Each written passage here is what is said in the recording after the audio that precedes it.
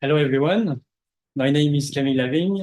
I'm studying currently at the Université de Lorraine in France, and I'm going to present you the paper that I wrote with my friend Alex Stasica, who is a student at the Utrecht University.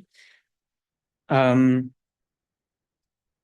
core idea of our paper is to build one model that can solve the three main tasks of automatic speech recognition, which are namely transcription, alignment, and diarization, plus voice activity detection, which in fact is part of the diarization process.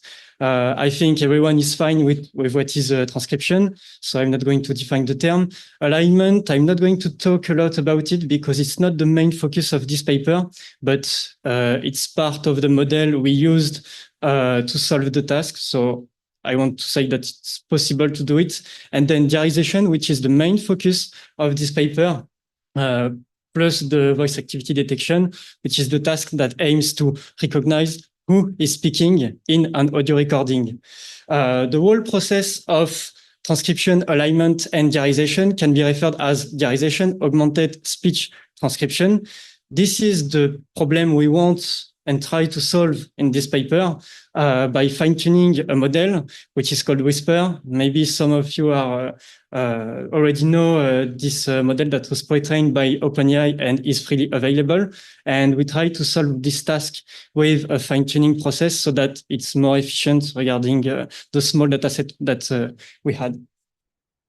I'm going to first try to give you a sense on why it is important to have only one model to solve these three tasks together, and a really brief history of what has been done in the past about it, then the methodology and the results, and I will conclude with more of an open talk about what can be done to get better results than what we have obtained so far. Because to be clear, this is not a finished product, what I'm going to present you. It's more of a first step toward a model that can solve these tasks and potentially with state-of-the-art results. So first, very important question, why performing the DAST with only one model matters? First, because one of the obvious benefits is avoiding propagation of errors. If you know the current pipeline in speech processing that are able to do the transcription, alignment, and diarization, these are quite complicated pipeline because they involve three different models that solve the three different tasks. And then you have to combine all the output of all the models to get the final result of the transcription, diarization, and alignment, which is not convenient because if at one step of the process one model fails, then in the rest of the audio processing, the pipeline may not recover from the error. So one model may avoid propagation of error because the model should be consistent with itself, and even if it do errors, it should be able to recover from it because it has a general knowledge. The second obvious benefit is simplicity of the framework, only one model. And this is very important when we are talking about programming and putting stuff into production, because simplicity is the key to have a better experience when debugging and implementing.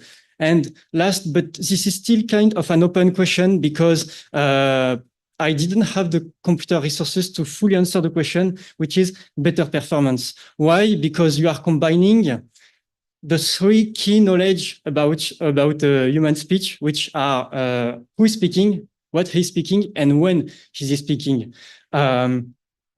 Quickly, very briefly about the past research. The problem is that right now, most papers in speech processing are focusing on only one aspect of the problem in DAST.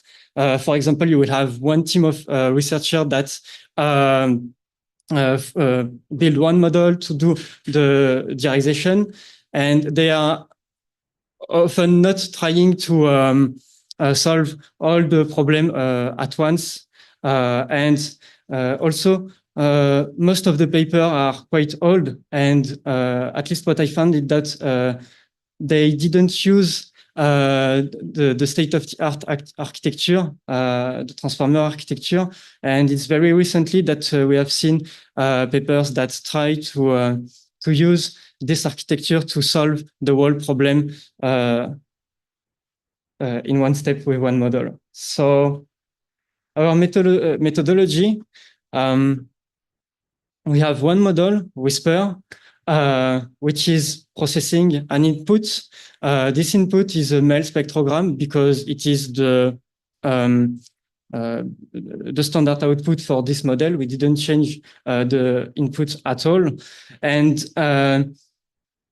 then what is interesting is the output, because this output is going to tell you all we need to know about the transcription, the alignment, and the diarization.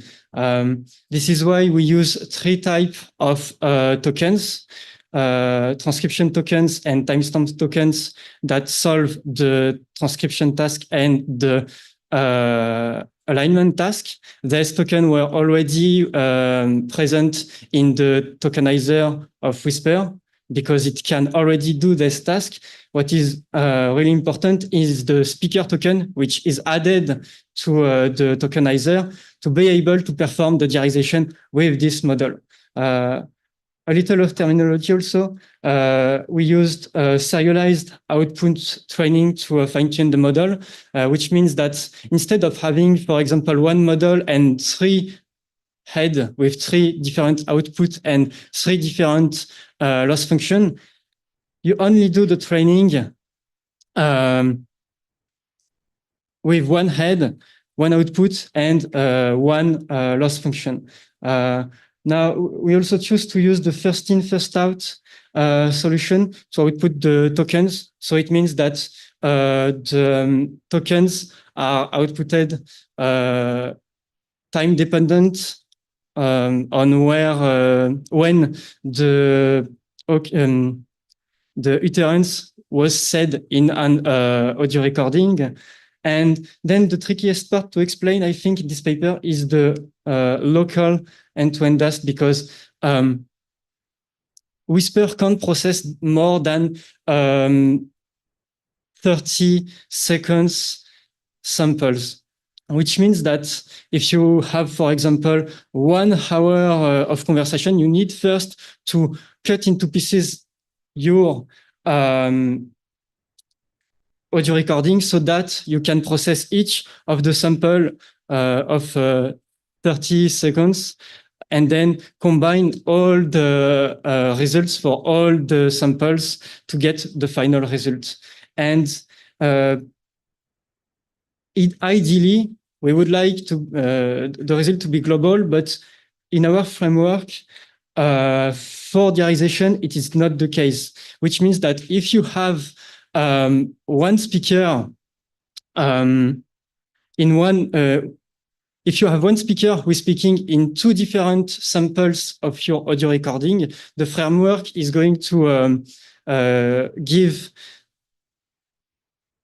one speaker ID in the first audio sample, and in the second, the speaker ID that is going to be attributed to the same speaker may not be the same as in the first sample, which again means that the diarization task is solved locally. Now, a little more of methodology. We used the AMI dataset and the ICSC dataset because it was quite convenient. These datasets provide the information not only about the transcription, but also about the speakers and the timestamp where when a specific word was said.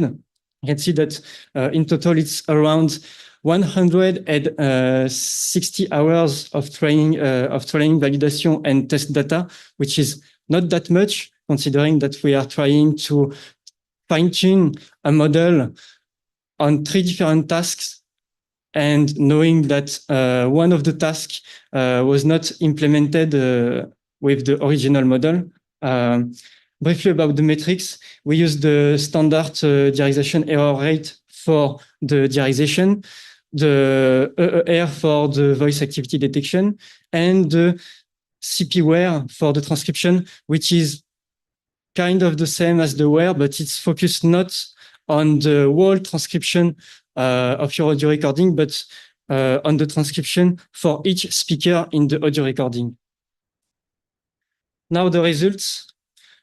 First, we can see that clearly Whisper is able to be fine-tuned on these 3 different tasks together. We can also see that obviously the larger the better, but there is a caveat to that, which is that we can see the difference between the results obtained by Whisper Small and Whisper Medium are not very large, which, as far as we understand what we have done, means that we didn't have enough training data to really leverage the power of a larger model like Whisper Medium. We also tried to answer the question, if we train a model on these 3 different tasks, will it decrease its performance in other tasks compared to a model that was trained on a specific task? And unfortunately, I didn't have the computer resources to do the whole baseline analysis. We at least managed to compare the performance in terms of word error rate between the pre-trained model and our framework, WhisperTAD. And we can see that at least for the word error rate, it's clear that there is a large improvement between the pre-trained model and the fine-tuned model. But what would have been interesting, I think, would have been to also compare a fine-tuned model, but only specifically fine-tuned on the transcription task, and see if the fine-tuned model on the transcription task was less, equal, or more efficient than our framework that was trained on these 3 tasks together. Yes, and again, you can see that the difference in performance between small and medium is not that large. So again, it seems to point to the fact that we lack data to leverage the power of larger models like Whisper Medium, if not Whisper Large. In conclusion, I think we can say that Whisper still seems to be a good candidate to solve the DAST problem. Showed decent performance in all the metrics that I showed you, even though I know that the baseline are not that strong and it needs further research. And because you can do it in a fine-tuning manner, it may be able to be used for low resources languages.